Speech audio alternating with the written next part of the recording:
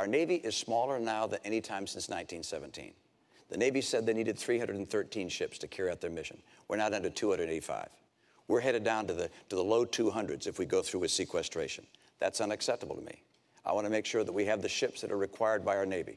Our Air Force is older and smaller than any time since it was founded in 1947. We've changed for the first time since FDR.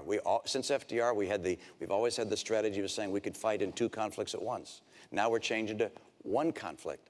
Look, this, in my view, is the highest responsibility of the President of the United States, which is to maintain the safety of the American people. And I will not cut our military budget by $1 trillion, which is the combination of the budget cuts that the President has, as well as the sequestration cuts. That, in my view, is making our future less certain and less secure. Bob, I just need to comment on this. First of all, the sequester is not something that I proposed. It's something that Congress has proposed. It will not happen.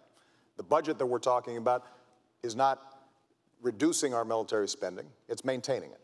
But I think Governor Romney maybe hasn't spent enough time looking at how our military works. You mentioned the Navy, for example, and that we have fewer ships than we did in 1916.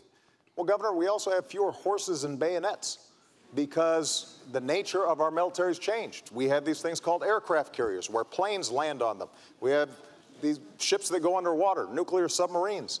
And so the question is not a game of battleship where we're counting ships. It's what are our capabilities? And so when I sit down with the Secretary of the Navy and the Joint Chiefs of Staff, we determine how are we going to be best able to meet all of our defense needs in a way that also keeps faith with our troops, that also makes sure that our veterans have the kind of support that they need when they come home. And that is not reflected in the kind of budget that you're putting forward because it just doesn't work. All right. And, you know, we visited the website quite a bit, and it still doesn't work.